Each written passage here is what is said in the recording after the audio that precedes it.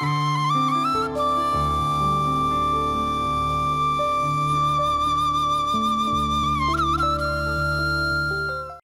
TV பார்வையாளர்கள் வாசகர்கள் எல்லோருக்கும் வணக்கம். உளவளம் உளநலம் போலவே மகிழ்வான வளமிக்க வாழ்வுக்கு உழைப்போ உடல் உழைப்போ வருவாய் தந்தாலும் நோயற்ற வாழ்வு தருமா என்ற கேள்வி ஒன்று தலைப்பிருக்கின்றது.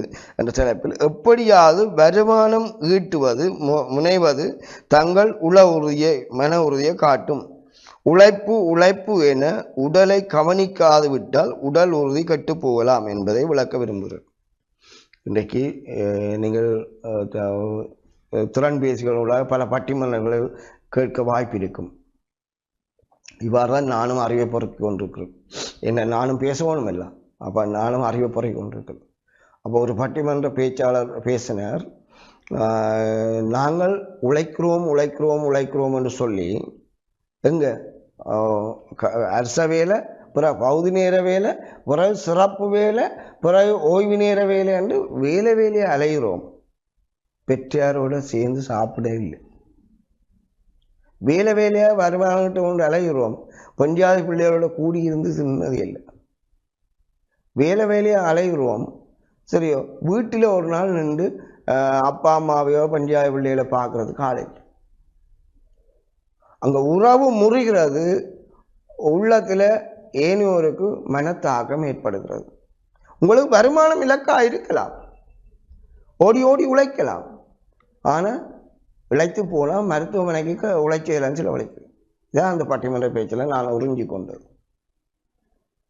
இதைத்தான் நான் இன்றைக்கு உங்களுக்கு சொல்ல வர விரும்புகிறேன். உழைப்பண்டது என்ன? மூலசார் உழைப்பு. உடல் உழைப்பு என்ன?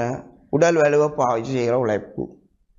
மூலசார் உழைப்புன்னு சொல்லி ஆசிரியர், மருத்துவர், தொழில்நுட்பவியலாளர் இதென்ன சொல்லலாம். உடல் உழைப்பாளி என்பது இப்போ மர வேலை செய்வோம், இரும்பு வேலை செய்வோம், அது வாகன திருத்தினர், இப்படி பலர் இருக்கலாம். உடல் உழைப்பு எல்லாம் வேலை வருமான நோக்கெல்லாம் செய்கிறோம். ஆனால் எங்கே நாங்கள் கவனிக்க மறக்கிறோம்? உளவேலை செய்தால் நித்திர முடிச்சு உளவேலை செய்யக்கூடாது. அங்கேயும் ஊட்டச்சத்து நிறைந்த சாப்பாடு சாப்பிடத்தான் வேணும். மனித உடலின் முதல் தலைமை கண்ட்ரோல், தலைமை செயலம்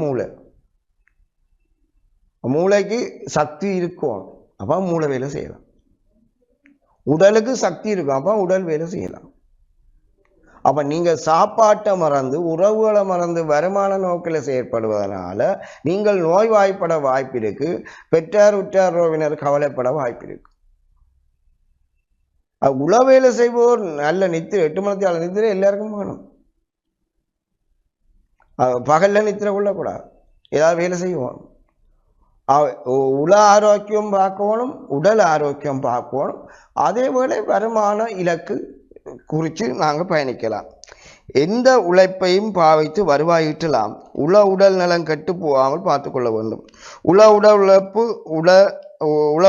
உடல் உழைப்பை மேற்கொள்ளும் எவருக்கும் ஊட்டச்சத்து மிக்க உணவு உட்கொள்ள தேவைப்படும். ஆனால் உணவு உட்கொள்ளைக்கையும் நாங்கள் டைம் மிஸ் பண்றோம். வேலை சாட்டால் நேரத்துக்கு சாப்பிடவில்லை, அதாவது குடல் புண் அல்சர் வருகிறது.